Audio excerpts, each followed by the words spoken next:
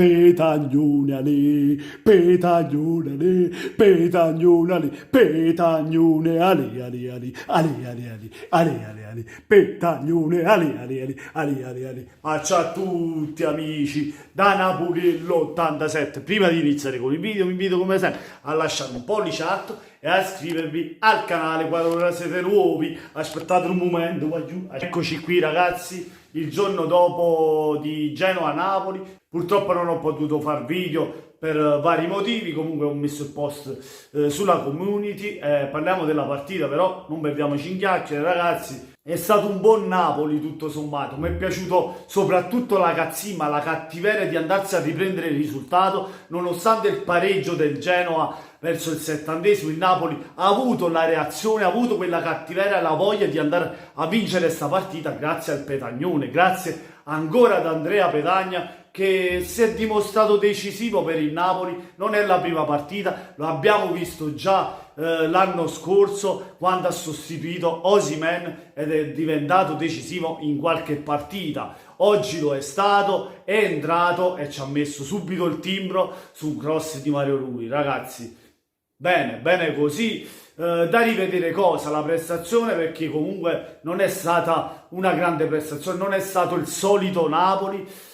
Sì, ha giocato meglio secondo me il primo tempo, nel secondo tempo siamo calati un po', è venuto di più il Genoa che infatti merita il pareggio momentaneo, però noi come vi ho appena detto siamo stati cattivi e abbiamo avuto la voglia di andare a riprenderci il risultato e portarlo a casa. Tutto sommato ritengo il risultato giusto, 1-2, perché comunque il Genoa il gol l'ha meritato di farlo, però noi abbiamo meritato così la vittoria. Cosa c'è da rivedere? La fase difensiva sul gol subito, certamente Mario Rui che ha lasciato la fascia scoperta, diciamo colpa anche dei due centrali, ma soprattutto del terzino che mancava nella posizione. Cambiaso così ha pareggiato per il Genoa. Ma andiamo indietro nel primo tempo, dove il grande gol di Fabian Ruiz, ragazzi, che gol fa?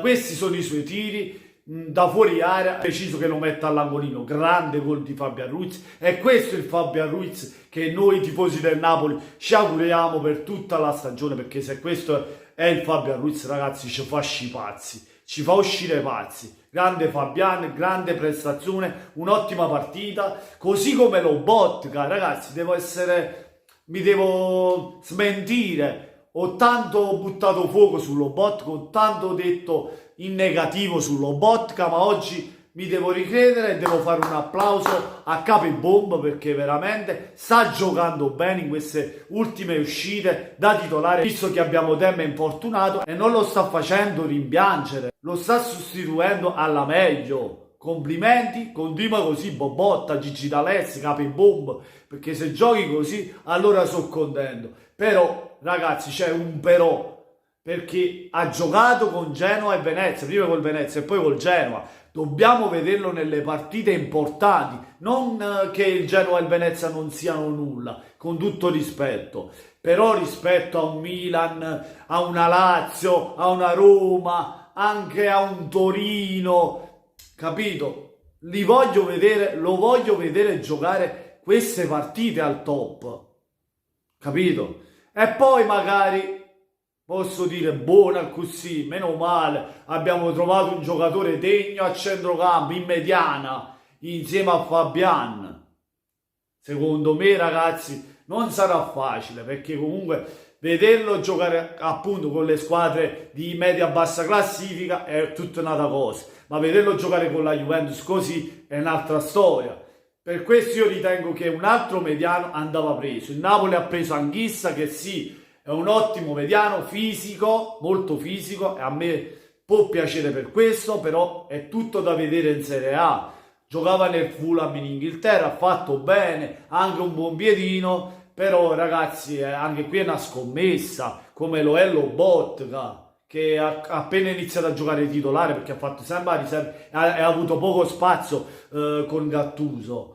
Con Spalletti, Spalletti l'ha dato la fiducia, le ha dato le chiavi del centrocampo in mano, ovviamente con l'assenza di Demme, perché penso qualora Demme stia bene, Demme si vada a riprendere il suo posto, come giusto che sia, perché Demme è un giocatore con più visione del gioco e con più, cioè è più completo rispetto a Lobotka, sa recuperare anche i palloni benissimo, mentre Lobotka lo vedo un po' spaesato su quello.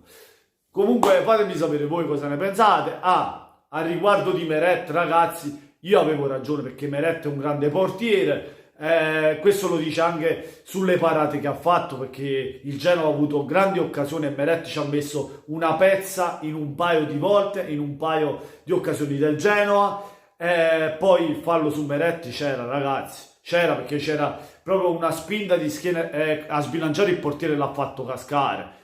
Il gol era da annullare, è stato pure rivisto alla VAR. Ritengo giusto che il gol è stato annullato per gli amici genoani. Comunque dobbiamo fare anche i complimenti al Genoa perché ha fatto un'ottima prestazione, ci ha messo in difficoltà, lo dobbiamo dire, il Genoa ci ha messo in difficoltà nel secondo tempo. Nel primo tempo abbiamo gestito bene e siamo andati meritatamente in vantaggio, ma nel secondo tempo il Genoa è sceso in campo con la voglia di andare a prendersi il pareggio. Così come noi che abbiamo avuto la reazione subito dopo per vincere la partita. E secondo me, ripeto ancora una volta, il risultato è giusto, 2-1 per noi.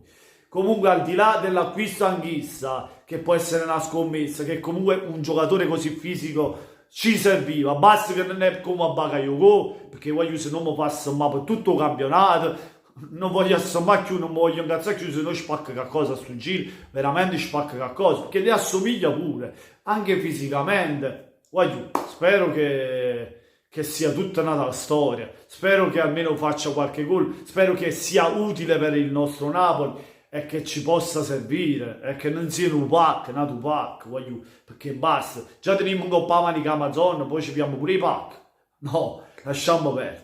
Comunque spero in un rientro prima possibile di Demme, lo stesso Zielinski.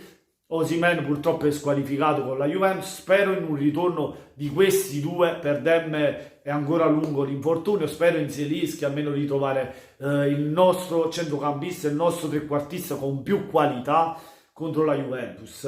Riguardo il mercato abbiamo preso un centrale, un altro mediano e va bene, che poi può giocare anche nel 4-3-3, insomma come il 4-2-3-1, può fare immediare che è centrocampista centrale, però va preso un terzino da affiancare a Di Lorenzo, perché Mario lui attacca, sì, attacca bene, ma difendere dietro lascia il buco, cosa che abbiamo visto con il Genoa e abbiamo subito il gol. E niente, fatemi sapere voi cosa ne pensate nei commenti, lasciando un pollice alto se vi è piaciuto il video, ma soprattutto se non l'avete ancora fatto, ragazzi, che aspettate la carrozza, iscrivetevi al canale di Napoliello87. Grande Meret, grande Lobotka, grande prestazione di Petagna che ancora una volta ci mette la pezza e ci fa vincere la partita.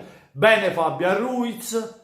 Koulibaly, ragazzi, è un muro difensivo, e che ne parliamo a fa? Da poco segnavo pure contro Genoa, che tiro che ha fatto, ci faceva scipazzo, scendeva tutto o Maras, careva tutto lo stadio là se segniamo Koulibaly. Con questo è tutto, ragazzi, buonanotte a tutti amici, da Napoli 87 come sempre, forza Napolese.